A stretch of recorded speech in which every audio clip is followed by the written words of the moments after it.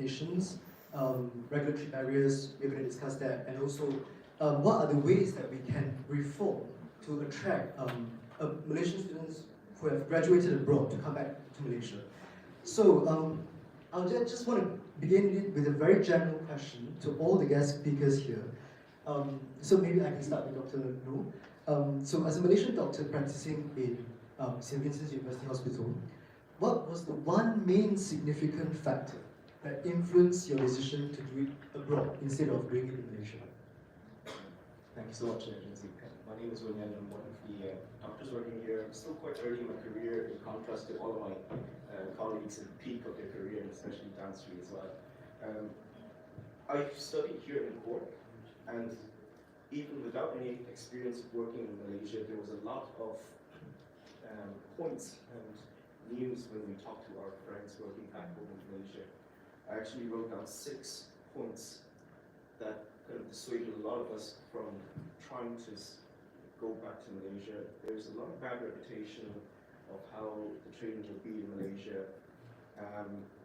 Here in Ireland, we have a lot of supportive environment, we have good recognition of qualifications, and usually they welcome us very well, they give us a lot of training opportunities, there's research, better pay.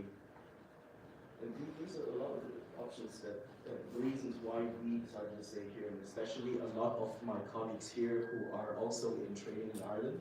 So that's from my side. What do you think, Dr. Fazila? Do you agree with Dr. Loh?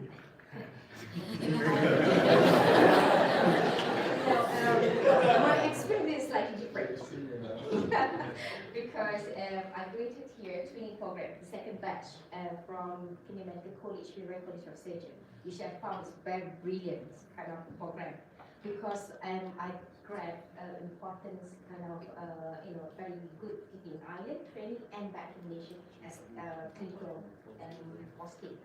Now, I went back to Malaysia, worked as housemanship, went through that for a year in General Hospital Kuala Lumpur, which is known as a crazy hospital, very busy at my time, which is reached 22 years ago. So then I became medical officer in HKL as well, which is another 5 years. So, and why I'm here? Of course, that's the question, is my personal point of view, is I am a proof living, sorry to say that, but there's job dissatisfaction, and there's no support, long working hours, burnt out, you really work so hard, there's no support system. Actually, working hours is terrible, because we used to on call every alternate day. Do you understand that? It means like, you're working 36 hours in a row, which is like 12 hours as normal, and then you only go from 12 hours to the next day, and then still be expected to perform. And the other day, 12 hours is 36 hours. It's a burnout. This is for the whole 1 year, and it's actually carried forward during the first and second year of medical officer because we lack of people working in the area. So that's the first thing. And the second, of course, can't say it, but the salary, I would say. The work that you put in, but what you have is not it's not worth it, Of course, a young kind of people that very, want to go and give more to the country at the time, actually throughout the years, after 5 years, after burnout, you feel so demotivated. That's the truth. And then the third one, the career opportunities, because at that time, I love gynecology because I've been posting on the obs and gynae, but I love primary care as well. So I've seen that there's a lot of gap of women health service in Malaysia, that's also why I come back here, because in Ireland, they have what we call a women health center. It's like a secondary center before they go to hospital, which does not actually have this service back in Malaysia, because it's only from GP to the hospital system. There's no intermediate. So there's a lot of actually a gap that I see within the women health service back in Malaysia. That's the reason to come back. All right? Yeah, thank you very much for your insights, Dr. Fazila. And what about you, Dr. Khan? Yeah, I went through my medical training here in the UK, and then from that, personally, I stayed on until now. It's now about 16, 17 years, so it's been quite a few years. For me, my personal reason, I'll start with a personal reason first. It's quite simple, it's nothing complicated. It's just I finished my medical school. I thought, why don't we just carry on? Just do my training here. Well, I don't know the Malaysian system all that well, training opportunities and training structures and so forth, but I do for the UK system. So it's much better for me to stay back personally, to undergo the training and go all the way to where I am today. So it's actually quite a simple reason behind why I stayed back. Now, along with that, one has to consider with all these news and bad press amongst our friends, no matter how, I'm not sure how true or how untrue they were, at that time it influenced my decision making. So a lot of people were talking about the working condition, which I think we'll cover a bit more later. And it was slightly off-putting to me at that time, having finished medical school, with this raging motivation to want to change the world. And you don't, I'm not sure if I did today, but probably not. But in trying to do that, you want to strike a balance in what you want to achieve and trying to achieve it in the most conducive and comfortable environment for yourself. And that's the reason why I stayed back. It's not really about any other reasons, but this is the sole reason. Because I had my goal very clear on in my mind is to complete my training and get my specialist training. The other point I want to make is that at that stage, when I graduated from medical school, I want to be in a place and get through higher specialty training in a system where it's transparent, where I can see objectivity towards the competitive process of applying for higher specialty training, which again we can talk more later on. And I thought, well, actually, all in all, when you put two and two together and balancing out between staying and going back to Malaysia, I decided to stay back and complete my training to where I am today as a consultant. So those are just my personal experience. Okay, thank you very much, Dr. Carl. So now moving on to Dr. Said. Yes, so before I start, I just want to see offhand how many medical students are here. Medical students, all right, and then the rest I think either non-medical or doctors in training. How many GPs are here? How many GP?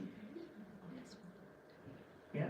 So just checking my strength in number because I think we all have the same junction in most part of our career. The first junction was, where do we study? Do we study locally or do we study Malaysia?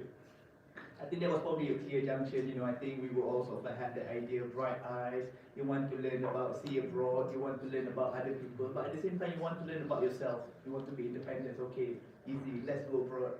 Study medicine, 5 years, 6 years. Study in Manchester. That's for myself.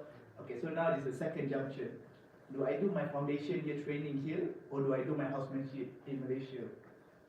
Already we talk a bit about the, sort of like the bad raps. At the same time, you're in the UK, you're familiar with the system, you already understand their accent, might as well stay here.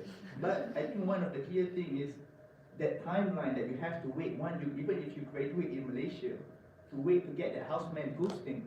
Some people 12 months, 18 months. Some of your friends decided to do Uber, decide to do insurance.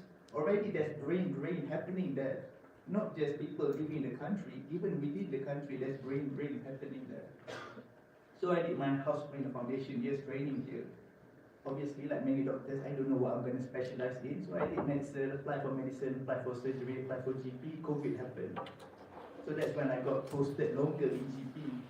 And that's when I fall in love with primary care, about preventative, about educating patients, empowering patients to take agency of their health. And secondly, focusing on health care, not disease treatment. Because a lot of the time, especially at the hospital, they're great at treating disease. But primary care is where we look after patients, educate them to look after themselves, so they don't need hospital later on. And we'll talk a bit more about this. So Yes, I'm like, okay, GP, and I like to talk, so you're perfect match. So I did my GP training, 3 years GP training done. So now I'm a qualified GP. Now this is my next junction. Do I practice as a GP here in the UK, or do I go back to Malaysia and become a GP? Then this big question is, do Malaysia even recognize what a GP is? You know, there's this word called family medicine specialist. How many Malaysians ever use family medicine specialists? Whereas in this country, in UK, Ireland, that's their first point of contact. Even from vaccination until palliative care, until we provide even the death certificate. So this, from birth to death, this is what I'm interested in. And again, I'll talk a bit more because obviously as a GP, that's my angle today. And I really will talk a lot about the brain drain from a GP perspective. And we have the sort of event where private hospitals come to the Malaysia to try to recruit. I can tell you now, most of the time they overlook GP. Nobody's coming from Malaysia to bring back GP in Malaysia. And so that will be, my strong point for today. Thank you very much, Dr. Sack. So just to bring you to a different perspective from the audience. So UKEC conducted a survey asking a few questions to medical students who are based abroad, specifically in UK and Ireland.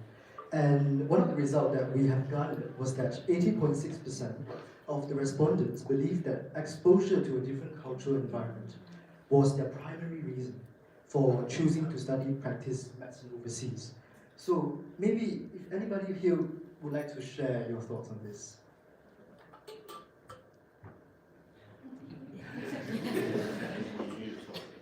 No, I mean, I think it depends what other options were there. What other options were there? Or was it like an open answer question? Well, we have a few options. So basically, for example, like opportunities to network with international peers, and then basically opportunities to do research. But then, so, well, it was the respondents' results. So, and 80.6% of them has said that they would like to experience a different culture. That was the reason why they chose to study medicine overseas. And that sort of contradicts what we all are discussing here, isn't it? No, I mean, I think that's the point that they leave the country for the first place. So that's the reason to, experience other things. That makes sense to leave the country, but why are they not coming back? That's the second question. So it's not so much about, why are we here, but why are we not coming back? I think if there was the other option, say clear training pathway, I think that might take 90%. That clear structured training pathway from medical student up until a specialist. Yes. And well, another finding that we have garnered is that majority of participants, when asked about whether or not they would go back to Malaysia to practice, they say that they would not because there is a higher salary or financial incentives over here and a better work-life balance. So, which again is what Dr. Fadzila mentioned just now. So maybe you would like to add on that. Yes, I would say, to be honest, that there is still surveys that say it. Of course, I mean, like for the foreign currency, we can't match and properly, or is how I get if you convert to Malaysian ringgit. But I think what important is actually to give more incentive, better salary and incentive to for the trained doctors to be back home. In terms of, for example, incentive not only the salary, but let's say for the children education. How they will come here to integrate here. Like, because they will worry if they have children, So second, maybe the housing or tax, for example. That is maybe like minor tiny little things that attract all those to come back. Because if you focus on the salary, we couldn't invest it because we pay here, private, then back to Malaysia. But you can, what I'm trying to say is to maybe the other ways around is by giving the other incentive, a small incentive to the families, tax reduction, or the like children education, for example, any kind of incentive there. I think probably that is probably in some benefit on that. Okay, and sorry, yeah, Dr. Koh? So, thanks. I think, correct me if I'm wrong, I think the pay structure in Ireland is different than the UK in terms of what consultants get paid. I just want to make some clarification on that pay. Yes, if you were to convert it, it looks like it's quite a significant sum. The difference is there. But just take myself as an example. If you live in London, your cost of living will take a huge chunk away. So actually, there's also a consideration of cost of living, and also the other part in the UK, you have to consider the tax. The Malaysian tax and the UK tax is significantly different. I'm sure you can appreciate that. So actually, if you put both of them together, cost of living and the progressive tax to 40–45%, which is what you pay, well, I think you may have to go back on the drawing board before that comment is completely valid. It also depends on where you live. So I think there's a lot of different factors that come into play. So I live in London. I'm working in London. So I can say that the cost of living is not as cheap as Malaysia, I would have thought. Sorry? But at the same time, I think when we focus too much about pay, I think, if we are being honest, I mean, let's say as a doctor, you don't become a doctor to become rich. That's not the point. Because if you want to be rich, you do other things. Business, entrepreneur, that's the truth. I mean, part of it is altruistic, this is my calling, this is my vocation. But of course, you don't want to do it in the fact that you're going to harm yourself. I think that's the main issue, the pay is sort of like the structure. But I have to say, it's all about value. Do you feel value as a doctor? And can you still add value to people? If you can do both, because a lot of people will take a pay cut if they feel value and they can add values to others. I can see the pay, but I think value does not equate salary, monetary payment. And I just want to present that point from a different angle. I think for a young person who is late 20s, I think it's very fair that they want a better quality of life, they want to start a family, and all of this thing, salary plays a very huge part of that. You need car, you need childcare, you need education, and with our 5 years and more in education and in our work, I think it is still fair to ask for a reasonable salary. In Ireland, the tax here is 20% before 40,000, and after you earn more than that, everything else is 40%. So, as an intern, you start at around 40,000 annually, and when you become a senior house officer or an MO, junior MO, it goes up to 50, and every year you get a very steady increment of about 2,000. When you become a registrar, you jump another, you go up another level, and you start at around 62, and then you move up. And as a consultant, it's 200,000. There is a yearly review. There's a living cost adjustment every year or two. We get a few percent up as well. So when I started as an intern, my annual was 38. Now it's about 42. So some parts of it, I think it's very fair. I think the way Ireland does it here, the salary really does help you live a reasonable quality of life. Okay, thank you very much for your insights. So now we have talked about the brain drain, all the factors that led to it. So what initiatives or support systems do you think can persuade more Malaysian doctors to come back and serve locally? What do you think should change? The first thing, like the main thing that you think should change.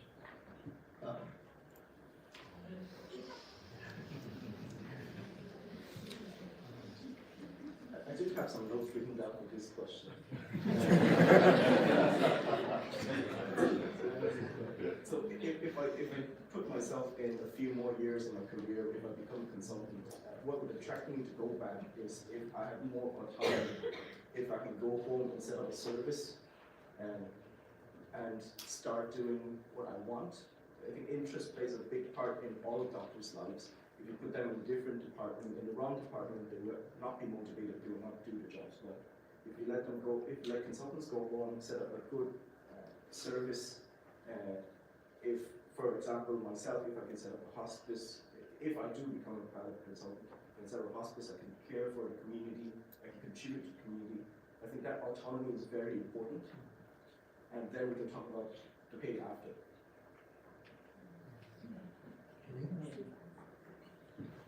Yes, I mean, to answer that question, what what do we need to improve? First, we need to know what's currently happening right now.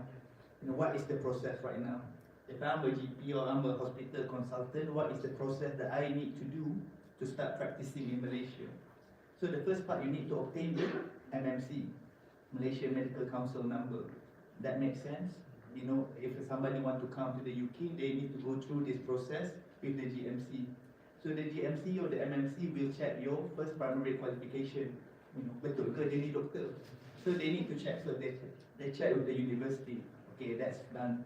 And then secondly, they check, how well were you as a trainee? What was your qualification? What was your postgraduate qualification? So that's pretty reasonable. We all have a portfolio. They all go through. They all check our qualification. They check our training. Okay, so he is a specialist. So that's okay. Then they can give you the MMC number. Already this process, although now they're transitioning to an online portal, already after that it could take up to 4 months, 6 months to obtain the MMC number to begin with. And secondly, you need to get annual performance competency, and then you need to be on board of the National Specialist Registrar. And this process again, from what I've gathered, that the specialists in Malaysia will confer, and then they will decide, okay, whether we're going to hire this person or not, or whether this person can be accepted as a specialist in Malaysia. So I have some colleagues of mine that GP qualified in Malaysia, go back and then you need to do some gazettement again, probation. Again, completely makes sense. If somebody comes to the UK, they need to be observed for 6 months, 12 months, 18 months, depending on the specialty or the level of training before they leave their previous country. But again, I think the main delay is that process is so long. A lot of us here, are not familiar with the process. So if that process is clear and you can plan, let's say I'm planning to go back in Malaysia in 2 years' time or 3 years' time, already I can start this process, can start this ball rolling. And when I arrive in Malaysia, maybe 2 months, 3 months, I can start working again. If I have that clarity, it'd be much more easier to make that decision. I wouldn't feel like, oh, I don't know what I'm going to do. But if I just sort of change the angle to the GP perspective, again, I was saying, what is a GP in Malaysia? A GP here, you do so much. But FMS consultant in Malaysia, firstly, how many FMS specialists are in Malaysia? From what I checked, 900, less than 1,000. How many do we need? 8,000. So that's a 7,000 gap of FMS. Still, there is a bottleneck. Why can't we recognize the GP to go back in Malaysia? And if you return to as a GP in Malaysia, where do you practice? In a private GP, which you are competing with MO, who at the moment, because they leave the contract, again, that's another issue, they open a clinic in Malaysia, it become a business to them.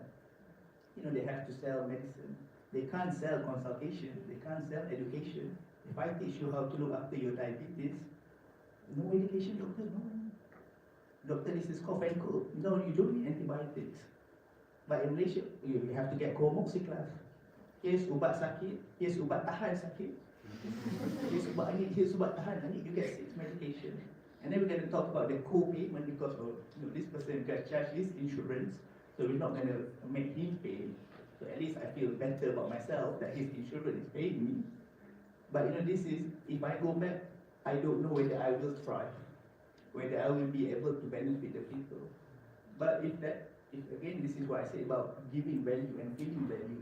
If I go back and I feel I can serve the rakyat and I'm adding value, again, so that's 2 things, making that process clearer and recognizing the value that we can provide. Much more easier decision to make. Yeah, I can just add on to what you've said. I think that's really valid. It's about the clarity of trying to return. Talent Corp does this REP, the Returning Expat program, and trying to get your registration in Malaysia. A little bit more of the timeline, as you can tell, I've looked it up. First of all, once you're a consultant here, you get your MMC registration in Malaysia. It takes approximately 3 to 4 months. Then you get your NSR registration, which is the National Specialist Register. That one depends on specialty you're talking about. It depends on how often the committee meets to look at your equivalent qualification qualification that you have, say in the UK, for example, it could take approximately 4 to 6 months, depending on how quickly they need. Thereafter, you need to get the annual practicing certificate. That takes a few months as well. So all of this adds up if you're lucky. If everything goes very smoothly without much queries, it takes about a year. So safely speaking, a year, 12 months to a year and a half, you should be ready to go. But I'm not sure if the students, for the purpose of the students, are aware, when you apply for your NSR, National Specialist Register in Malaysia, there is this exemption pathway, and it says they're 40 years old and above. So when I found out about this, to be honest, I thought, okay, let's go to Malaysia. Hold on, I need to wait for a few years really to reach 40 years old. I'm not sure how the 40 years old came about, but I'm sure maybe some of you have heard about that. But there is an exemption pathway in there if you reach 40 years old, and then there's a swasta you can tick to go back straight to private practice. So actually, I was told from my predecessors, the process is a lot smoother now compared to a while back, and it's actually a little bit quicker than what it used to be. So I think for all the doom and gloom, I think we are heading the right direction from that point of view. Not there yet, but heading the right direction. Allow me just a few more minutes to compare and contrast to, we have to say this, we don't like to say this, we have to compare with what Singapore is doing. Because I have experienced their process as well. Once you're a consultant here in the UK, they will actually, the process is slightly different. You'll be accepted once you've gone through the interview by one of the hospital, for example. They want you to be their consultant or associate consultant. Then they'll start the ball rolling with the registration. It's slightly different. It's the other way around. Given this process in place, it's actually quite quick. By personal experience, you can get all sorted in 4 months. So as a returning specialist, as a consultant, you want to go back home. When you say home, as a Malaysian, a lot of people say Malaysia and Singapore because of the proximity between these countries. So the question is it a surprise when, given the difference in time frame and efficiency that Singapore can offer for returning specialists, is it a surprise then if people go to Singapore? So that's also the other question that I think would be a barrier, a slight barrier, in terms of choosing which country to go back when they say home, because of the proximity within these two countries. So that's just the point on this. Thank you very much.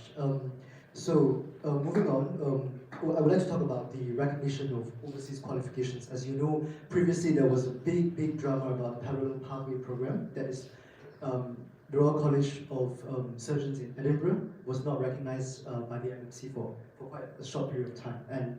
But fortunately, in July of this year, the Parliament of Malaysia has passed amendments to the Medical Act, which aim to resolve the conflict related to the parallel pathway program in Malaysia. So, well, again, this is a very general question. I'm not sure if any of these guest speakers are aware, but how far do you think this particular amendment bill will go in solving the crisis, the doctor shortage crisis in Malaysia, as in the parallel pathway program in specific to that? Yeah, I just go with this point. Yeah. I think our government already have put in place an action. I speak on behalf of the GP, and I'm not hospital-based, but primary care GP, like country already here before 2018, that actually initiate the parallel program from for the GP, which is MRC GP corporations in Ireland and back to Malaysia as well. I think another one pathway is from the Australian GP. So these two pathways actually is complement all this GP master program in Malaysia. So I think this is need to be encouraged to different department as well. You know, so if we take something to initiate it, of course you will have these critics of, you know, all these things, but somebody has to done something, which is what the country has done before, and I see it's brilliant program. I'll say one is to increase the specialist training and also then absorb all this specialist training to after that, after they graduate, what the career opportunity they can have.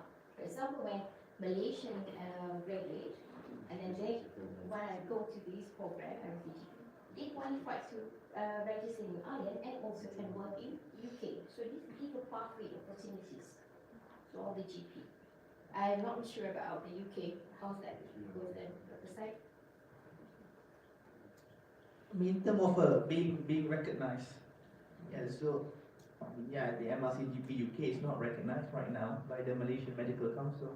So if I go back, they're like, oh, you're a GP, they will hope. I mean, this is experience from people who have done MRCP, GP UK, go back to Malaysia, they are considered similar as MO, because at the moment, mostly MO that do that do primary care. Again, that's a separate issue, but I think that's a major issue as well. But family medical specialists, for the most part, seen as an agent to do the agenda for the public health, which is two different things. Public health and primary health is two different things. But the family medical specialists, looking at their, speaking to them, looking at their rota, most of the time they are congested with doing a lot of administration. They rarely see patients. So if your doctors are spending more time with a spreadsheet rather than with a stethoscope, then again, that's a problem. So same here, if you're a GP and you're doing more admins and you're not seeing patients, you will not enjoy your work. But in terms of recognition, like I said, the public have to recognize the function or the value that a strong, robust primary healthcare system can provide. If let's say we can educate our public from the young age together with public healthcare, but public healthcare should have their doctors to initiate some agenda, primary healthcare looking after those health. So it's two separate things. Family medical specialists can't do the public healthcare job, but they can work together certainly with Ministry of Health and Ministry of Youth. They all will have Ministry of Education. They all can work together. But for example, like menopause, for example, because that's Dr. Fazila's specialty. For my mom, I don't know who to advise her to get HRT to speak about her menopause because this is the primary health issues. And same we talk about, for example, like high blood pressure. Patients with high blood pressure don't need to see a cardiologist. If they just started and just got diagnosed with diabetes, primary healthcare can do this. But the other part that I think that can be quite challenging as well is against of like the lack of guideline. It's not clear. Maybe there is, certainly there must be. But if let's say I'm practicing in the UK, I know what guideline to follow. There is a NICE guideline, there's a CKS guideline.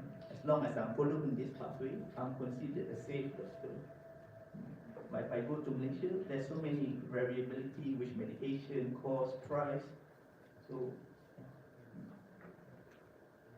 I'm sure a safe doctor will have a nice guideline at CKS, I'm sure. Regarding your question about parallel pathway in terms of training, and I have quite a lot of experience in training doctors, both gastroenterologists rotating through Imperial as well as non-gastroenterologists. And actually, I have an oversight of some non-training doctors as well. So in the UK, whoever is in training, they will go through the CCT pathway, certificate competency of training. And those who are not in training, they go through what we call Caesar pathway. Not Julius Caesar, Caesar as in like CESR. So that's a certificate of equivalency in the specialist register, CESR. Now that pathway has been there for quite some time, okay? And it has been there, has been very established in some specialities, more so than the other specialty.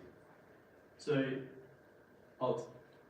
if you were to ask me if parallel pathway can help with the medical staffing in Malaysia, I would say yes. I would say that quite confidently because I've seen it. I've seen it happening before my eyes. It unfolds before me in the UK. Because of the Caesar pathway, we are able to train a lot of specialists, consultants, specific to the needs of that particular hospital, right? Not for the need of the national doctor shortage. And especially in Malaysia, the geographical consideration you're talking about, Malay Pasir is talking about Sabah and Sarawak, for example, the different kind of specialists that you need also depends on the community you're serving. So Caesar pathway gives the autonomy under guidance to assure the quality of medical doctors training. So if you say, is it going to solve the doctors' staffing and in terms of the doctors in particular hospital, in a particular setup, I would say yes. And I think it's a good idea, especially if you're able to assure the quality of training, which is what we do in the UK as well. Specifically, I'm not sure who is interested in dermatology. Dermatology, as a specialty in the UK, the Caesar pathway is very, very established. I would say, if not equally as established as the CCT program, it is even better than the CCT program. So that brings up, to answer your question, yes. The second point is the benefit, why we're using that much of Caesar program in the UK. You have to talk about resources. To train a doctor, throughout the years of training, to obtain the CCT isn't cheap. Of course, it varies between specialties. You are talking about, say, a GP will cost different as compared to respiratory physician or palliative care or procedural-based specialty. So, just like any government in the world, resources are finite. And the number of training posts, as they call it, can be offered varies depending on resources. So actually, when I read about the parallel pathway and being able to put a bit of this responsibility to the private sector, it sounds like a very good move. And it sounds like strategic planning in the wake of the limited resources that we have.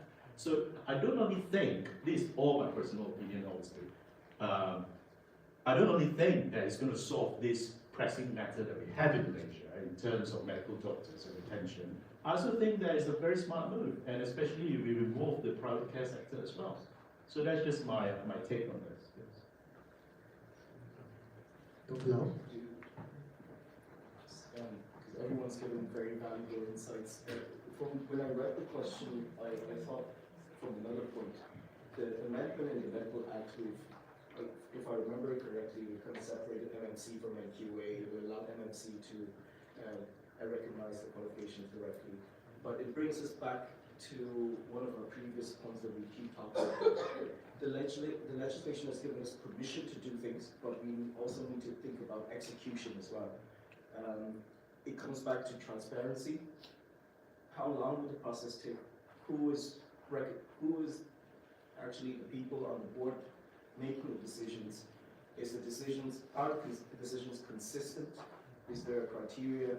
If there's so many subjectivity and uncertainty, we will still put a lot of costs into the wheel.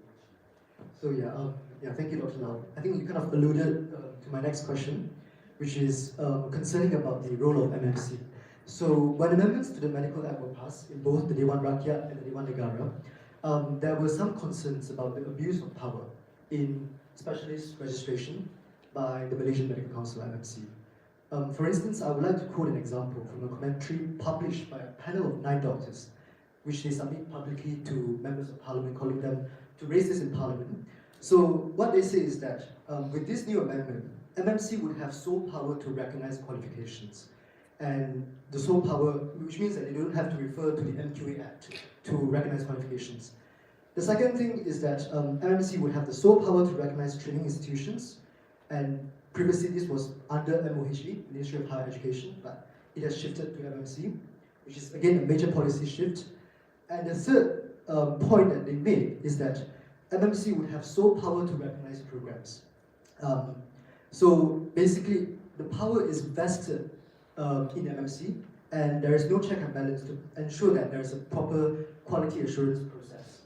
So, do you think that the concerns of these 9 doctors are valid? Or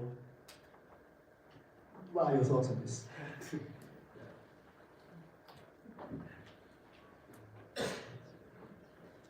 I'll just go from the next thing. I think, well, why the amendment, if already look into the amendment to the 24, why this issue? Because actually to facilitate the fastest way to recognize, that's the aim, recognize best practice training. being registered and when coming back home. Okay, so one of that is to give the power for the MMC. Now, I've been talking to Council earlier. Actually, we have to look to see, check the balance, and we have to look inside the MMC committees in itself. So who are they? How many percentage? Who this individual actually recognize, give the recognition for this qualification. So currently, as we inform, actually 50%, 51% from 33 people from appointed people, right? So, which is from the local universities. But it's not presenting the actual MNC itself.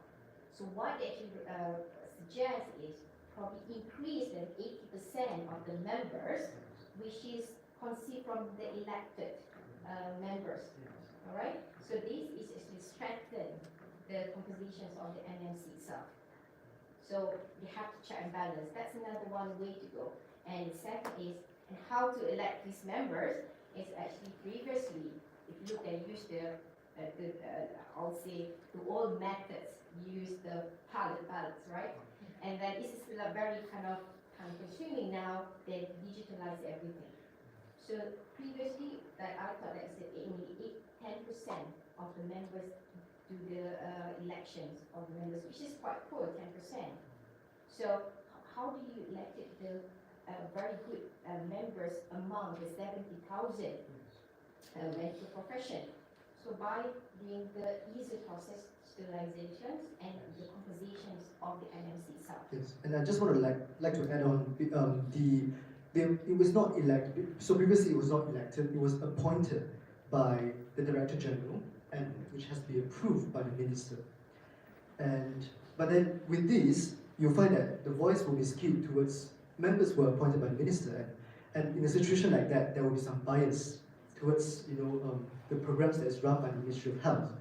So, and as you said rightly just now, a member of Parliament from Bandar, his name is Dr. Calvin Yee, he raised up a very important point. He said that the council's composition should be changed to include at least 80% elected representatives. Out of the 33 current members that we have right now, only 17 are elected, while the remaining are appointed. So, I suppose my follow-up question would be, if the amendments can increase the minister's influence, what safeguards can be implemented to ensure that there is a fair decision-making and there is no political interference? I'm very interested to chip in here just a perspective from the Irish side of things. I think the Irish Medical Council, I think all of the board members are actually all elected, and there's no simple majority of any faction. There are doctors, there are also lay persons on the board as well. So you have people from financial sector, whatever sectors, normal people who have an interest in getting good healthcare. And it's independent from the government. So there's not a lot of worries about influence of government on the decision making. So that's the perspective that I have.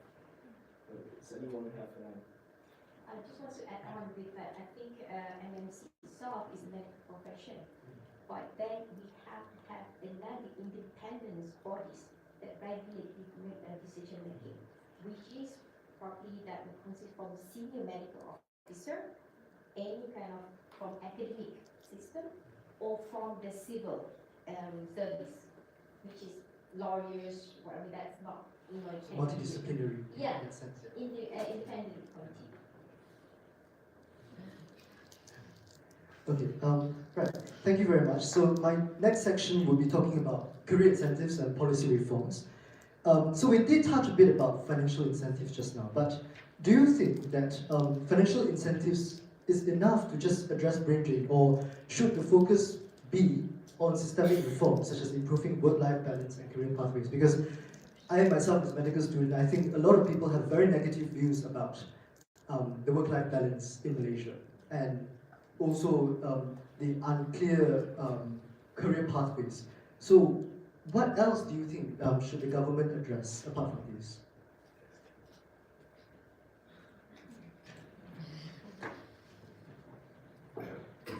I always find the work, work-life balance an interesting concept. people talk about work-life balance, but at the same time, should they be balanced? But hear me out, because which one is more important, work or life? Which one is more important, work or life? Really? Because if you lose your work, you find another work. If your work lose you, you find another person. But if you lose your life, if people around you lose you, who are they gonna replace you? But at the same time, we talk about work-life balance, we talk about burnout. What causes burnout? Because you see people who work hard, a lot of people, work hard, but they enjoy themselves. They work very hard. You see, for example, if you could use athlete, you could use entrepreneur, you could use doctors. They work very hard, they study very hard, but they don't complain of burnout. Why? Because they feel their effort matched with the results. If let's say you're a doctor, you're very passionate, I want to make change, I want to do this, but there is so many red tapes, there's so many constraints that prevent you from doing. Like Dr. Wen want to be a palliative medicine consultant. What stage are we in Malaysia with palliative medicine? What stage are we with primary care in Malaysia? If I go back and I can't do what I normally do here, doesn't matter, even if I don't work, I would still feel burnout. Because I'm not enjoying this. This is not rewarding for me. So we talk about incentive, and I think that's good to make sure that we have a good starting point. The salary, the incentive as a good starting point. But in terms of other things, I think it's that changing that, because the name is more like healthcare reform. So I think reforming some structure of our healthcare where we can do what we're good at will prevent burnout. Because I'm willing to work hard if I'm making a difference. If I'm doing everything but next year still the same, nobody can do that. Is there anything else to add? No, you can. Now, we talk a lot about salaries, about value, putting it. This is my point of view, alright? No, government, we have to say the government done a lot of steps to bring all this medical training to here. But as individual, alright, let's say you go to customer service, what does you want? One-stop service. I think this is what actually my point of view, that if we can appoint and somebody like organizations that one-stop service that actually play a role in one to streamline the registration to be faster. Okay, that's first point. We should deal with the MC, and the second is they have the career pathway clear for the hospital doctors or the GP doctors. Okay, so the third point is not the career pathway, but also the career opportunities, recruitment for the hospital, including the minister with public hospital and the private sector. So this will be clear before me, for example, or my colleague, they have a lot of specialists. They want to go home, but they don't know where to go. But they have to do it individually. So if we have one system, one stop, I call like written scheme program, the handle one body that organize this thing in terms of registration, make it faster, clear pathway, and the third, career opportunities. And the fourth one, I think, they also need to do the, I would say, the program integrate. When they recruit these officer doctors, integrate the program into the system. They're the one that organized it. So I think it's much easier for a lot of individuals to go in. And the last point is create this continuous support system and networking. Because not networking for key different countries, which is UK and Ireland, I think Australia as well. Because when you have everybody keep doing the networking, like I would say then they will continue to showcase the benefit when you come back, and then give the platform to all the specialists to come back. I think that's probably the easiest way, because we taught a lot of things, but where you go? When you go to MMC and apply, but if you have that one clear system, one stop, Clear pathway. Yes, that's it. They give you everything. I think that would be more kind of, attractive.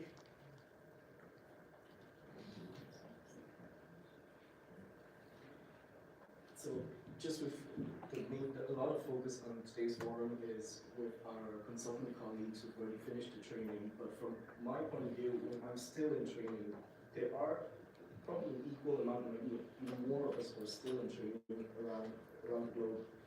And these doctors might be, we could target them to bring them home to Malaysia as well. The parallel pathway is very well set up if they recognize previous experiences. I'm 4th year out of my college. I've completed my MRCPI. If there is a pathway for me to go home and complete my training without redoing my housemanship, a lot of my peers with the same level would take the opportunity. So there are multiple groups of doctors that we should focus on. Yeah, I think the one with them, we focus 3 different categories, which is undergraduate, and then postgraduate, and then maybe the retiring people like me. One day they want to go home, but we don't have a platform to absorb our expertise and opinion to make that reform in the healthcare. I'm sure my colleagues over there, most of them, they agree with me, because they're bursting off passionate to want to get the idea, but we don't have a platform to go in, And I would say the main driver for us to stay here is that if we don't finish our specialist training, we go home, you have to repeat your housemanship again, you have to repeat your ownership, you have to try to compete for the Masters of Medicine in Malaysia with tens of thousands of other doctors. So it's such a huge barrier, but if there's any kind of pathway to bring us back to continue our training, you'll get more doctors going. No, it's just, I agree with everything that's been said, but I think essentially, what we're trying to drive at is clarity and make it simpler for us to go back as specialists. Specifically, and I think logistically, we're talking about those who have completed training here, so that we don't actually go back and compete in the process with all the trainees that are already in the system itself. So make it simpler. It's not that complicated right now. I think it has improved, but it can be better. It can be better. Like one-stop shop, so to speak. You can do your MMC, NSR, APC, and everything else all in one go. Because that's actually the commonest issue that I encounter amongst my peers. They were like, oh, I just couldn't afford it, really. I don't even know how long it's going to take. And then there was one of my peers actually said, oh gosh, I've heard about these rumors. I'm not sure if it's true. When I go back, I'm not a consultant gastroenterologist. I go back, I might need to be a MO in post and gynae again. So to get my 4 months in the record, and then I can be registered. I said, surely not. But there's a lot of things like this, there's lack of transparency. That's number one, is about one-stop shop. I think it's really, really good idea. The other thing, I think a big umbrella term is appreciation. Doctors need to be appreciated. I know we are not I wouldn't say that we are that whiny. We are not that whiny bunch, we're not that needy. I don't think. Maybe we are. But I think it's a matter of appreciation. Has anyone ever visited the hospital in Korea? You have. Which hospital were you? In the Samsung Hospital. Yeah, they do have Samsung Hospital. So I had the pleasure of doing my fellowship in endoscopy in Seoul, in Severance Hospital from Imperial. So when I specifically bring this up, it's about a matter of the point that was repeatedly used, burnout. So it was fabulous experience there when I was there. The doctors there, the hours that they work is not something I've ever seen before anywhere. They can go through many hours and never whine about it and never complain about it. To give you an example, that day the houseman can start before 7, probably 6 o'clock in the morning. They will keep working. They do an on-call, for example, every other day. Can you imagine? I can't even count the number of hours. So I was with, just a background story, I was with this medical officer slash registrar, it's a different term that they use that. She has to do her master's and work at the same time. Usually she gets 4 hours of sleep on good days, usually. And then she's just married and she hasn't met her husband for a while. They meet each other virtually in the train ride going home. So what I was really curious. I asked her this question, which is burnout. I was like, how do you keep going? I know you're young, you're much younger than me, but still, if you're working 100 over hours consistently every week, how do you keep going? Her answer to me was quite simple. It's just the way it is. I'm happy. I just thought, how is that possible to work 120, 130 hours a week, keep going on, never meet your husband and still happy? Then I asked around the doctors. Maybe they have a very good relationship, I don't know. But I just asked around. I said, well, they're all happy. They're all geared up in the morning, 6 o'clock. I was just got out of bed, not very long. They said that's because it's a culture. There's a cultural element there. They don't feel the burnout because, another important word, assurance, which is also part of the reason of this current strike that's still ongoing in Korea. They are assured at the end of their training, they will get a consultant post. So this, I'm just trying to make a point about the clarity of the pathway. There's no bottleneck.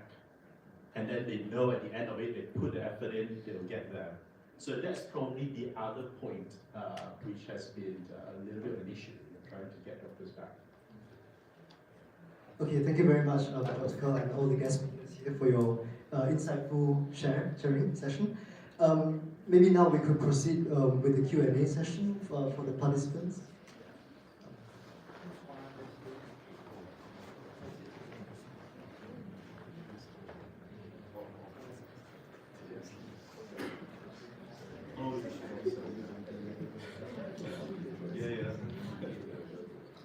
Thank you and Assalamualaikum. I would like to first introduce myself. My name is Dr. Natasha Noor. I'm a consultant psychiatrist liaison with the service in Dublin. And first I'd like to commend the organizer for organizing such an important forum because we very, very rarely have something like this. And I've been in Ireland since 1997.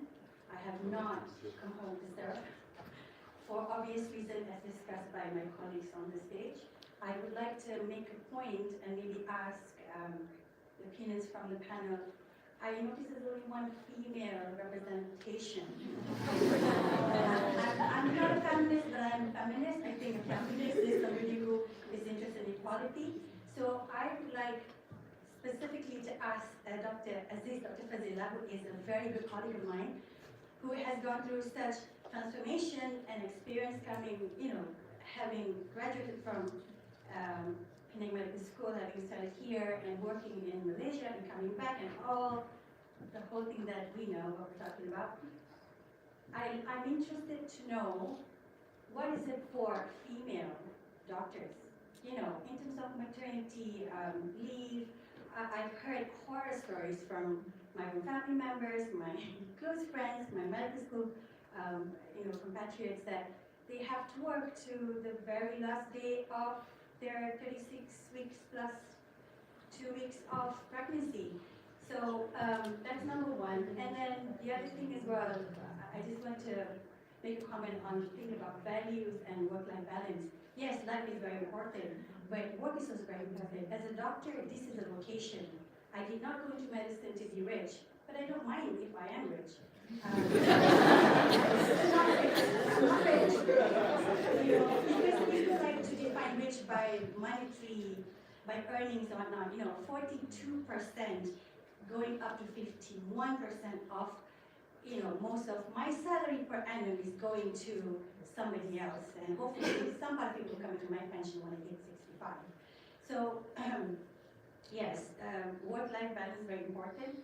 Life, this is, I would like to encourage the students to think about one of my children is studying medicine. Unfortunately, she did not do her SPM. She will never be able to work in Malaysia. So that's one point that, that I like to, I suppose, put into discussion maybe. What do we do about these students, Is it their fault that their parents made the decision for them to do Irish Living Cert or A-levels or IB and they don't have SPM, so they cannot ever work under KKM? And there's so many things I want to say, but thank you, Dr. Fazila, for your feedback.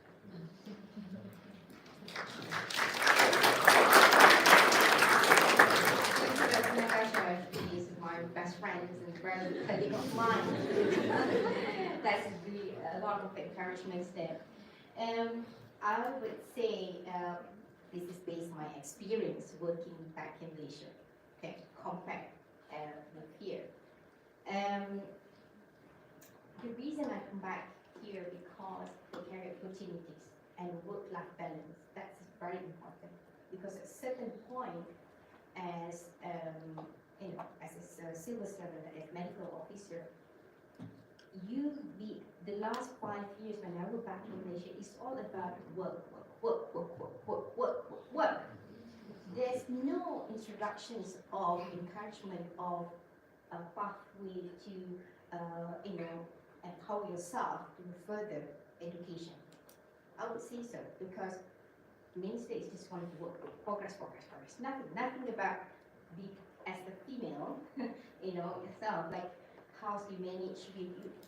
To be honest, if you marry, I think it's a standard to say that, if you both doctors, who's the go first in your career? Husband or wife? The husband, right? Most of the nation can give away to the husband first rather than themselves. So this culture needs to change, give opportunities as well, and the support of the female medical profession as well has to be there. This is when that I recognize actually in Ireland we're so empowered about women health service. Why? Because as Dr. Said said, there's no one-stop service for women, catered from their puberties to the age of 20, 30s, where they learn a lot, gain a lot, and then 30 to 40 where they perform, they give it, now reach to 40. And Dr. Kelsey was 40. 40 for female, that I, the woman health specialist, it is very important stage for female where they hit the pre-menopause and menopause stage. This is a huge impact. There's a lot of studies in Ireland because I'm a member of Menopause Society with the power of these studies and how to implement, for the female workers to work better in their field. Because at this age, for example, 40 above, when menopause hit, I don't know whether that but this last year's study, it shows there's reductions of cognitive performance in the female, which is, in another hands, we feel about 22%, a little bit not less clever than we used to be, which is very unfair because we've been trained seen as a male, medical student and medical officer, but then when you reach a certain age, because it's just the way natural biological changes, then your performance lag behind. So this is where that they have to have input, some legislation about it, support system for all this for them to try, because around that 40, you are really top of your career, right? Because in Ireland, we're retiring about 65. So 45 to 65, this is a cohort of female medical professions that can give a lot to community because they will gain their skill, they will gain their experience, but they have need a support system that can help it perform. That answer the question? I hope so, yeah.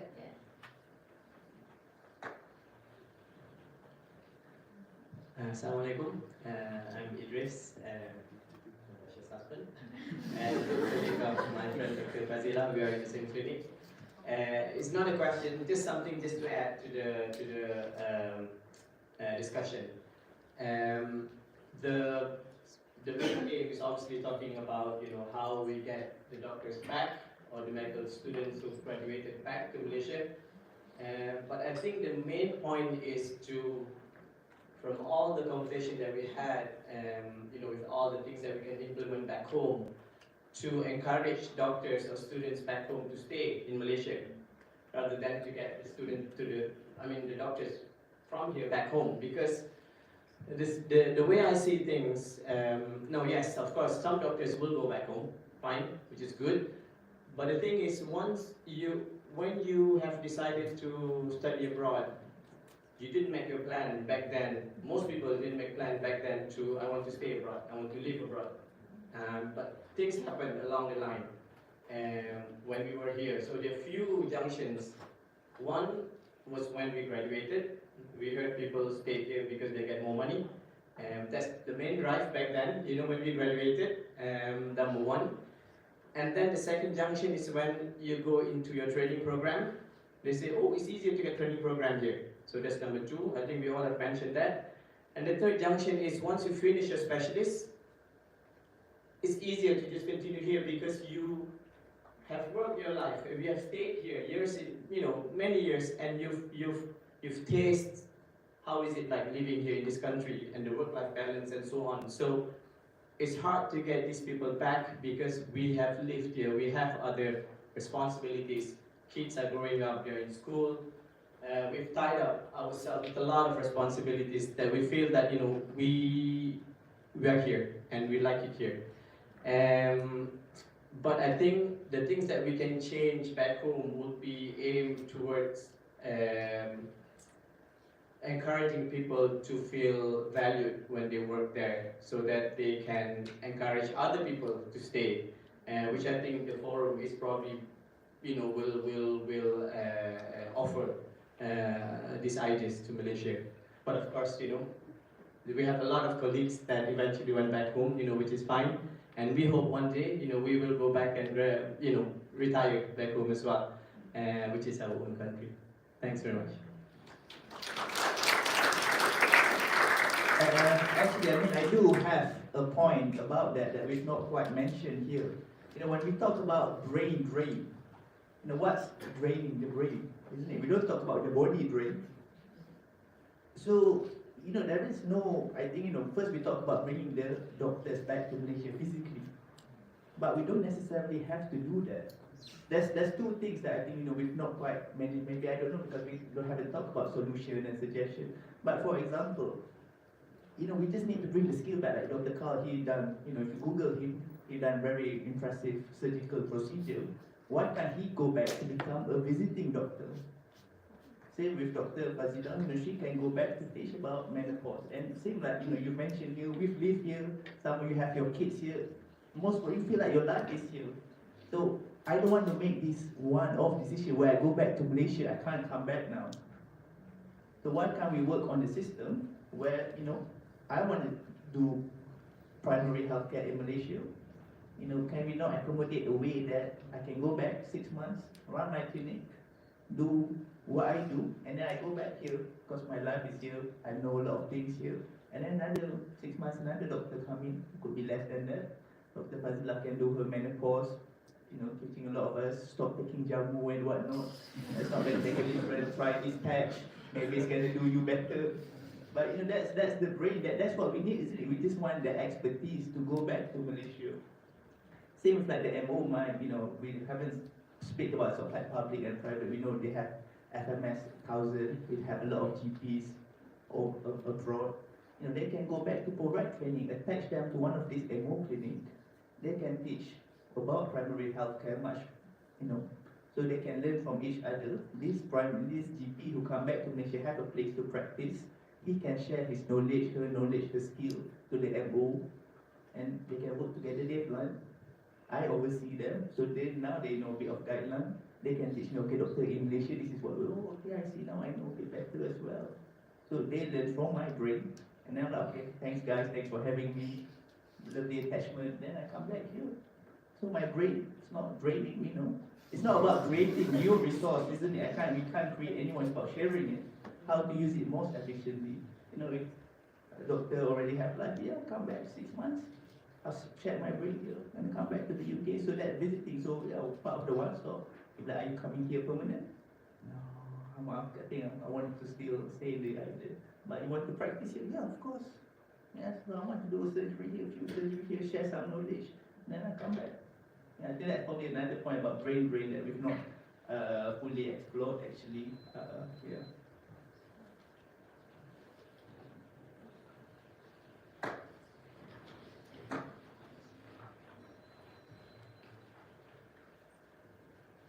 Hi, good morning. I'm David from Cork. I'm currently training in pathology, and just in response to Dr. Carl, I really like to wine. I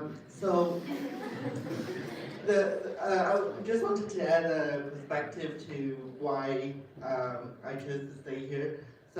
Within pathology, there's a lot of advancement going on, including molecular and digital pathology. I've tried to find information about those things in Malaysia and also other countries, but many of those things are not established back home. So there is a mismatch in training skills.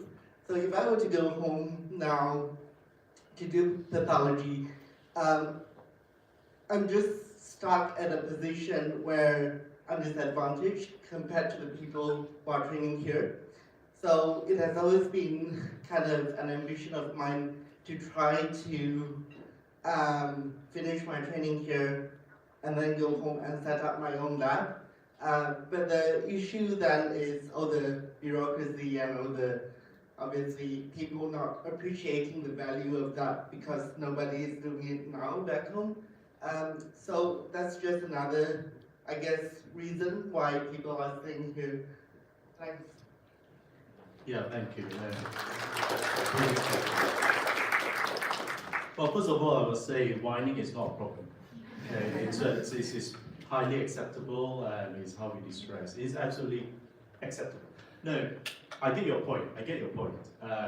So the procedure that I'm doing in the UK at the moment is not available in Malaysia, which is bariatric endoscopy. And I'll take your point as well. So absolutely, I think being physically in the UK doesn't mean that you can't contribute at all back home, which is the reason why my recent trip back home, probably along your line as well, is trying to set up this service in Malaysia. It's not going to be easy. It wasn't easy in the UK to set this up, and it's going to be even tougher to set it up in Malaysia. But if you don't try, you won't know. So what I would encourage anyone in this room, future medical professionals, future doctors or even doctors, don't give up hope. You do need to try, because the problem that we have, I feel, is that a lot of people go abroad, learn a new skill, learn a new knowledge, and that stays there. It doesn't really get transferred across back home. So you don't need to leave everything altogether. You can always have a different kind of contract where you can contribute back home, expertise and skills wise. And that's the challenge. That's your biggest challenge. That's my biggest challenge, is to set up a service back home. The bureaucracy is a different topic altogether. But getting that approved in Malaysia, you need to be able to speak with relevant stakeholders to get that, to make that a reality. And I have gone through that process, and so I do understand where you're coming from. To be able to do something here and not able to do it in Malaysia, quite naturally, nobody will blame you. Well, therefore, why would I want to go back? It doesn't make sense. But actually, have you thought about, well, going through the hardship of bringing the innovation back? Everything is possible. It's just a matter of how hard you want to go. So that will be the take-home message for me, and especially this point. When we go back, when we want to establish something, a new service, why? Because you go through a lot of hassle. I do. But eventually, it will happen, because that's how all new services starts. That's how all new innovations start. I'm sure Tan Sri will agree with that. All the difficulties one has to go through is not going to plain sailing. If it is, whatever service or whatever you can do is already there. There must be a reason why it wasn't there, because nobody champion that idea. So I would encourage a lot of the younger generations like yourself to actually think of the possibilities rather than impossibilities. So it may just be a little bit overly optimistic I am, but I think it's a good attitude to have, especially as medical professionals.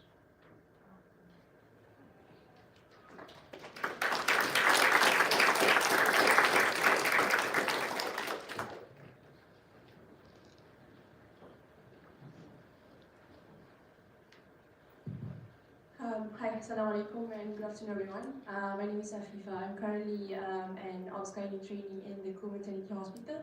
I'm still in the basic training, so I'm still very early in the training. But my question is that in terms of on behalf of my peers in Malaysia, most of them are finishing their housemanships and most of them are just starting their medical officer as well. We have discussed a lot of ways and solutions of how to bring back people to Malaysia. But like Dr. Idris was saying earlier, would there be any of the panelists have any solutions or ways to retain our colleagues back in Malaysia? Because we all know how the KKM is also like a sinking ship at the moment, and we need to make sure that the healthcare system in Malaysia is still protected. So even for my colleagues back in Malaysia, most of them are now trying to just complete their housemanship and also just getting the MNC number. And then when they saw how the specialty training is in Malaysia, they all really wanted to come here. The only thing that making them staying at the moment is mostly, of course, Malaysia and also, family, and also, of course, Malaysian food.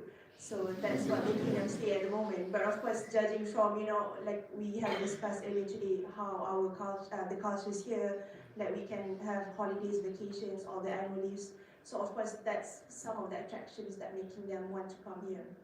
So my question is that, is there any solutions or any, like, I wouldn't say short-term solutions, but any quick solutions making them want to stay to stay in Malaysia? Thank you. Thanks so much for your question. I don't have an immediate answer, but I do have a very good experience with one of my good friends here. Her name is Nurul. She's worked in Malaysia for 7 years, 2 years as a houseman and 5 years as a permanent member. She was in the Masters in Medicine program, and she was 1 year away from being a specialist, and she made the decision to come to Ireland. And one of the few things she told me is Malaysia is extremely good. She loves Malaysia. She didn't want to leave, but KKM was so back to her that she felt she did not work.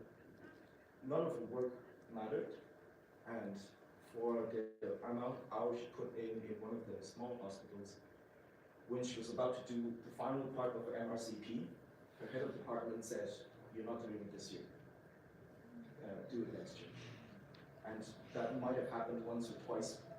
It's not just a once-off thing, because the head of department wanted more MOs in the department.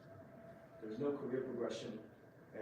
She did earn quite good money for her amount of years in the system, but there were so many barriers to it.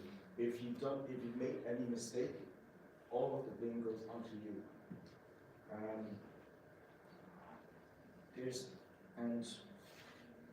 She kind of felt like she was a scapegoat.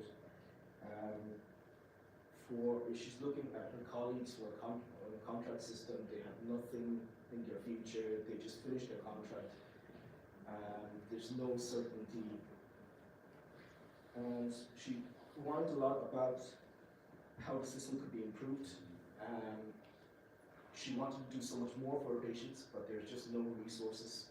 It goes to a point where she talked about how most of the patients only pay 1 ringgit and they can access so many treatment and medication. But then again, there are some point where the patients don't appreciate the treatment they get because it's so cheap. So the way that she interacts with the patient feels very challenging at that point as well. There's no integration with a multidisciplinary team. It's all the doctors doing a lot of things. As a final year trainee, she had to do all her bloods for the patients, see all the patients, give all the medications. She has 40 patients in the clinics to see, and she has to do all the procedures for the patients as well. So in a standard work day, she has to do so much, and she just felt not valued at all, and that's why she came over here. So there are just so many parts to the puzzle that we really have to solve before we can stop them from leaving.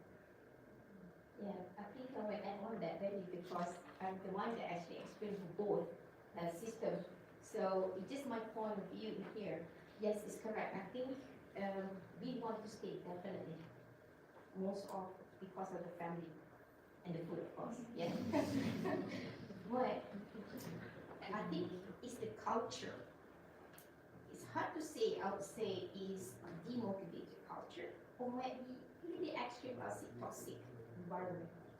This is actually demotivate all these passionate doctors want to go progress because within the department itself, how you treat the colleague. For example, when I was in Houseman, right? Well, you can see who's that graded for the business and the local. Because the way they treat you when you become the housemanship there, because one is, they look you as like the bottom, very, very, you are nothing. They shout at you, they don't treat you as respect, as a colleague. But here what you see is, within your colleagues, within who are you, either medical student, we value them. They're part of the system. We are together. We empower them. We educate them because this is the future doctors that will become our colleagues, right? So we have to treat them equally. So they feel part of the system. I think this culture need to change within us. We are not superior. If you are like head department or whatever, special training, you are below us. No, you are the one actually need to give up the system, create the better positive culture within itself. Then you feel valued. So this is the first. And the second, well, of course, appreciation from the patient, okay? Because, well, I do, I would say, have appreciation from, the other people that come, oh, doctors, you're so tired looking. Sometimes they give her like water, whatever, they bring food to you, when I was intern. But then here as well, the people, like for Irish people, for example, they're very, very appreciative. They're very polite, say thank you. Even during the COVID time, they put the food, they give coffee, I think in front of your doors. Because at GP, we actually the first line that changed COVID, So this is the culture that we talk about amongst ourselves, but the culture within the workplace need to change. I would say in Ireland, there's a very strong culture to progress their trainees. When I started becoming an intern, the applications for the internal medicine training and surgical training is in November, when we started working in July. On the first week itself, all of my colleagues, all of my registrars, consultants are asking me, what do you want to do? What do you want to apply? You should do this, you should do that. And that's how I got pushed to finish my intern year, get on the basic specialist training for internal medicine, and finishing and getting my MRCPI, and then doing a registrar year. It's a lot of push. Everyone's very supportive of you. It's just, but then again, their pathway is very clear. It's very transparent. These are the training scheme. These are the criteria. What should you do? Apply. You get a chance, and you get on. Any medical students? Want to voice out your Assalamu alaikum everyone. My name is Heidi Idris and I'm a second year medical student at Royal College of Surgeons. So I did all of my study here. As my mother, Dr. Natasha, was mentioning that I'm her daughter who did all of my studies here in Ireland. I was born and raised here. So I never did my SPM. That means I can't work in Malaysia. What I am kind of worried about is, I'm part of the twinning course, RMC twinning course. So that means that I'm going back to Malaysia end of 2025 to continue my studies and do my clinical training there, which I'm quite worried about because I'm not I'm not used to the way that people live there. I know I go back every year to visit my family, but it's not the same as living there your whole life and understanding people. Like, I am not fluent in Malay, so you know, being there, dealing with Malaysian patients who speak Malay, and some don't even speak Malay in Penang. They don't speak Malay as well. So I guess I'm like worried about the language barrier and dealing with difficult patients who I can't even understand. So I don't know, for Dr. Aziz, you did your housemanship in Malaysia, right? And then coming back to Ireland as well.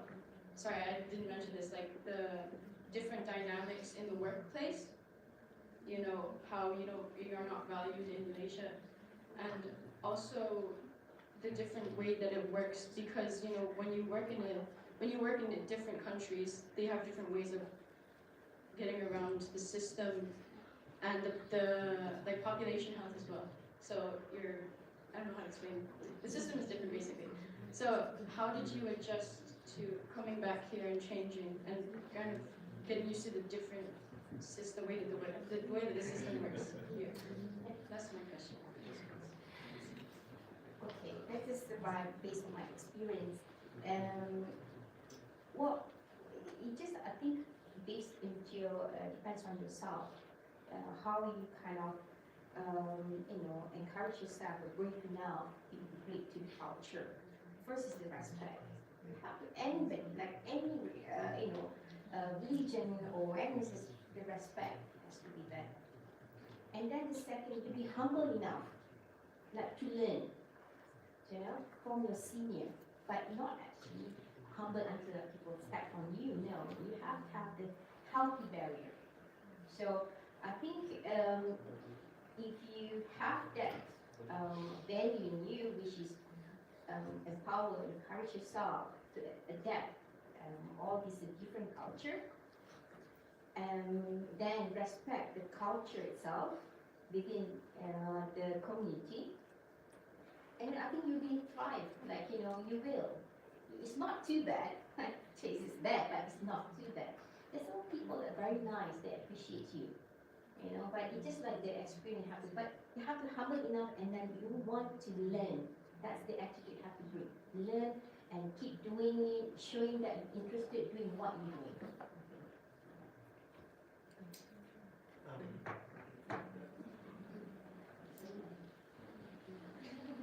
Assalamualaikum warahmatullahi wabarakatuh. Nama saya Dr. Nahaya. Saya dengan nephrology specialty. So we actually talking about brain drain, kan? As Dr. Syed cakap also, body drain. So we are seeing brain drain from home to here, kan? But have we? I'm just putting this question to all of you. So if we bring all those brain drain here, all the doctors here back home, it will not solve the problem back home. Okay, we have to look at what's actually happening in the Malaysian health system itself, because if you see a lot of brain drains actually happening inside, where all the specialties, all the consultants leaving the public sector, leaving our health system, our KKM at the brink of leaking, because all these consultants they left the public system to work in the private institution. And I'm worried about all of you who's actually going to finish your medicals in the next 2 to 3 years. You went home and then you taste the situation back home, and then you ended up basically left the institution again of KKM, because whatever that we're talking here today, the problem with salaries, the gap of the salaries between public institution and private institution was massive. So, you talk about people that come here because of the money of it, but have a look inside too. Macam mana? How are we going to solve that issue back home? That is the main problem. As I said, you bring all of us home, it will not sort the situation back home. I think the problem is at home itself, we need to sort something out. Yes, we can talk about all the training here. Fantastic, excellent. You know, you can actually climb up the ladder pretty quickly to get into whatever you wanted. But you know, we need to basically have a look. Somebody need to have a look the situation back home on how to solve. If you think Dr. Imelda, I love Dr. Imelda, Bachin, went home to change the situation. Even she left to KPJ. So how are we going to sort out this thing by just bringing these people back home? I don't think it's going to work that way. So just something to think about, the panelists.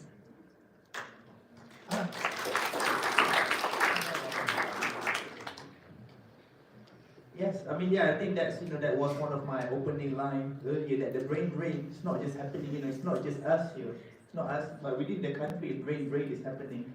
People leaving home training because of the unclear pathway. I always wonder why we don't have Royal College in Malaysia. Like here, because we have a Royal College, we don't need to apply to the university. In Malaysia, if you're doing a master's program, you apply to a university. You have to find a professor who's willing to take you on. Here, you don't need to depend on a person. You depend to the institute. Oh, I want to be a psychiatrist. Royal College of Psychiatrists, and look, and I apply. So you're speaking to the institution. So there's not a lot of political factors going on. The check and balance happen afterward as well. Because we talk about sort of like recognizing the qualification early. Make it quick. But after that, continue to monitor them. Here we do appraisal, not just because we're specialists, we can't just do whatever we want. There's still check and balance that happen even after you are recognized. But again, sort of like talking about people leaving the public healthcare system to join the private system because of the incentive and whatnot. Again, it's sort of like this brain drain, which I mean that you don't, obviously you can't be at two places at the same time, but you can be at two places at two different times. For example, you can do like here in the UK, it's very common that you have an NHS consultant that works in a private hospital. It does not have to be mutually exclusive. Like the private doctor go to a public hospital, do what they need to do, get a flat rate incentive, but at the same time, we need some extra. So I'm going to do locum in the private hospital. Make it easy, don't make it as if it's a moral thing. Oh, you work for the private, you're selling yourself, you're selling your soul. We don't need to put a moral association to this. Make it easier for people to do both at the same time. Yeah, I mean, I'm a private, I'm a public consultant, your knee operation. If you follow through the public, yes, you get it cheaper, but you need to wait 1 year. The person says, I can't afford, so I'm happy to wait. But I also have a private clinic. If you're willing to pay, I can see you in a couple of weeks. So the choice now is back to the patient. And maybe some patient as well, again talking about appreciation, the patient said, you know what, I've worked hard, I can afford this. Why don't I leave this opportunity for somebody else to have this new operation? I'll pay for the operation, I get it quicker, but at the same time somebody else can take this slot. So, so I think just, sort of like the Royal College, why do we have to have depends on person? Because person bring bias, person bring their own agenda, but if it's an institution, check and balance can happen within the institution, and make it easier for somebody to work in both industries, and the same way, working both private and public sector at the same time in Malaysia, and same for us here, working here, but at the same time being able to contribute back home. Does not have to be a permanent job. Going back and then uproot myself. Very tough decision, and so most of us will say, I'm going to go back when I'm close to retirement. But already at that time, you've done so much, the passion not, so why don't you go a bit younger, but you can always come back, go back, come back, and then make a full transition back home. That would be my response. Thank you.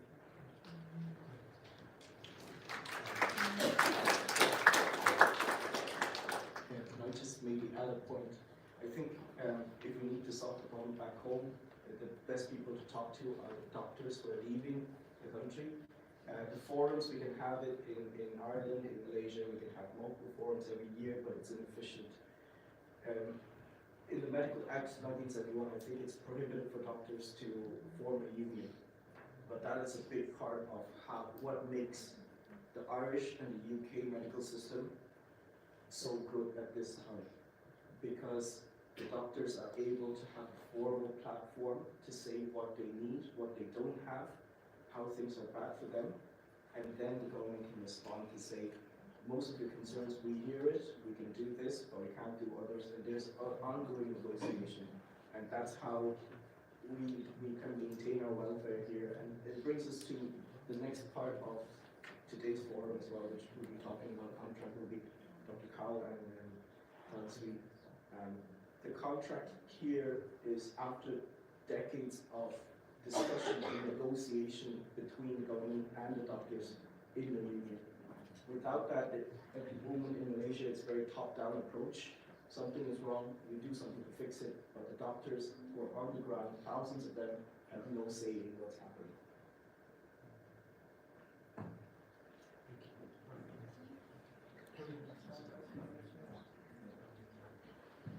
Any more questions?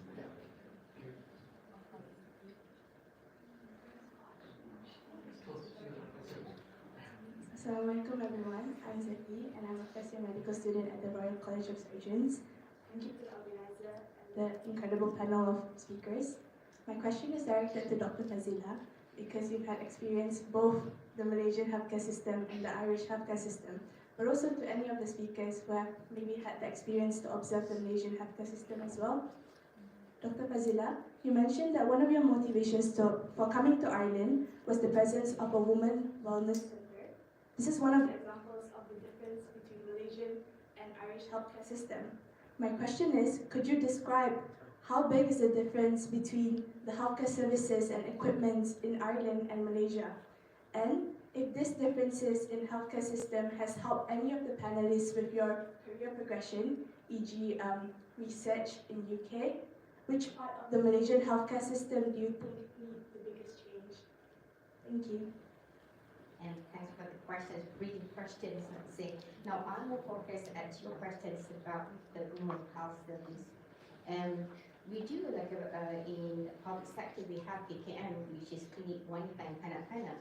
But when I was posted in that system is more towards to those people, women that already have the children, and then, conception, but that's it, and the children. But actually, it's not looking at the, as I said, from the beginning, from the puberty, teenagers, 20 years old, 30 years old, 40, and the rest, 50. So this is not like a secondary center for women health. For example, very simple. In here in Ireland, like I work in the Dublin Wellness Center as well as part of my job is empower and as a clinical lead in the area, So what happened is, we actually is a spotting system to the general practice, like male, that not really say interested, but certain very they have their own interest. But if the gynecologist part, so we are primary gynecologists, trained gynecologists, like for example, period problem, PMS, PMDD, mental health issue. So let's say, for example, women size 40. They have menopause symptoms now. This is very systemic system. They have heavy period. We don't want to actually approach this. Well, we don't send to gynecologists. We sort it out in the center, right? So whatever management according to guideline. And then perimenopause as well. Besides the they have the gynecologists. They are also impacted by the mental health. Definitely. So do you send to the secretaries like Dr. Natasha? No, because we have the actually the skill that we find that we've been trained to handle women's health in primary care. So the idea is we try to manage the women's health in primary care as much as we could by integrating all these different systems, psychiatrists, in the gynecologists, in the preventive health system, like prevent you from osteoporosis for the next 20 years from now. What are you going to do? This is the one that we empower to the system. Then you have the tertiary system, which is in the hospital, which is gynecology. So what will happen is when people come, the women, they have a heavy period. So we investigate. We have the system that we can just order any kind of test for ultrasound, MRI, for example, and what's the problem? We found it, okay, it's like a tiny kind of a fiber, for example. What we're going to do, you don't need the operation. Okay, what we do, just put Marina one. It works brilliantly. And then you add a few other things in HR. So we don't have to send the hospital unnecessarily and work further to the tertiary center. So that's how we do. But I think in Malaysia, that's a huge gap in that area, which is women can just, have a doctor, PMS, crying all the time, like the sack girls, who are you going to talk to? I think women will be safe and comfortable if they know that there's one center we call Women Health Center that kept the whole each of area from puberty to the menopause. Okay? Thank you very much, distinguished guest speakers. So that concludes the end of our first keynote. I know you guys have a lot of questions, but you can save it for later sessions. Okay? Sorry, I couldn't say this, so I just wanted to correct a few incorrectness. My name is Professor Maria Farhani Imran. Hello, everybody. I'm Dasinsa. So just very quickly, 2 seconds, don't stress whoever's from admin, okay? It's 2 seconds. Number one is I don't want people here leaving thinking Malaysia is a scary place, all right? My name, like I said, Professor Maria Farhani Imran. As the name denotes, I was the head of plastics and burns in UKM. I'm currently a sabbatical here. I was from RCSI, did my born and bred in KL, A-levels in Cambridge, RCSI here, did my basic surgical training in Ireland, went home to Malaysia and UKM. So I know both sides, okay? I also did fellowships in the States and France. So those of you who are interested in fellowships, that's my background, hence the credibility of what I'm going to say. Number one, don't fear KKM. Like I think the panel, very good points. But don't think that going back and going straight to private is such a flex. There's a reason why you need to work in public service. The reason is you have to see all the lobbies that much happen. Those of you who have got a really sexy voice, because I've got a URTI. I'm trying to really correct some stuff. So, don't be afraid of KKM. Now I say that, although I worked in KKM as a trainee. I did my plastics training in Malaysia. All right, what I did was I joined universities. So correction number one, KKM Public Health is not the only healthcare system in Malaysia for your training. You can join a plethora of universities, UKM, UM, USN, UITM. Now you have the private hospitals, UCSI, Sunway, so many years developing your own postgrad programs. Explore that. It's a very exciting time for all of you in your generation, okay? My role here, actually just disclaimer, I'm just here to be a cheerleader for Lisa, because she was my classmate. All right, but I felt very strongly that some of your questions reflected a very fundamental misunderstanding of what your future is in Malaysia. Okay? Does Malaysia healthcare suck to some extent? Yes. This is not recorded now.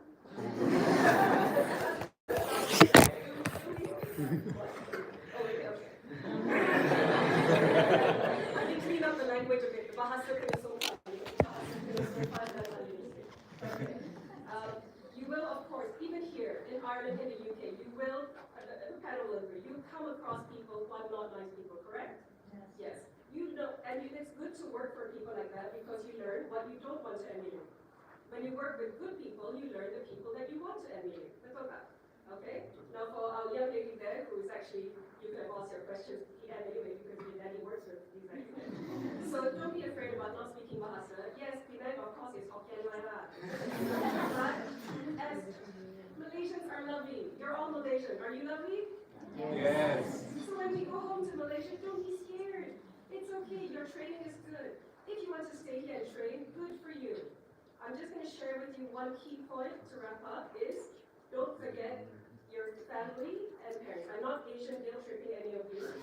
Right? But as you get on in life, as you see your parents on FaceTime and you see them in intervals over time, you will start seeing them getting older. Now, I'm not saying that because I'm a plastic surgeon. I'm telling you, we should all pro-age you, okay? To me, I don't believe in aesthetics. But that's what my decision was. If you all ask me why did I go home after I did my BST and I got my CCBST, I wanted to actually go off to the States. I was at that stage, I'm like, wow, I can do anything. You know, one of the guys said, you know, you want to change the world, right? So I was going to go off, be a hotshot plastic surgeon everywhere, you know. I came home because Dad was getting sick.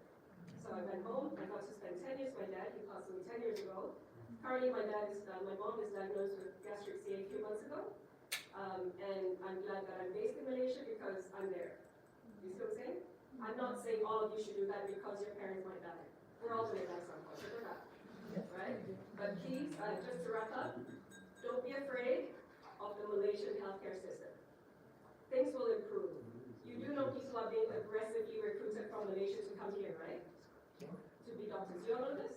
If you look on your social media, there's a lot of your generation that are currently in Malaysia are being told, come to Ireland, it's a wonderful place because you have work-life balance, it's beautiful countryside.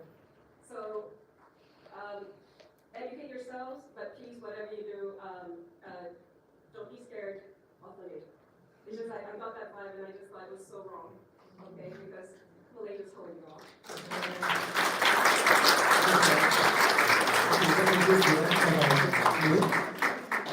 Yeah, so if you have any questions, you can address them, please. Thank you.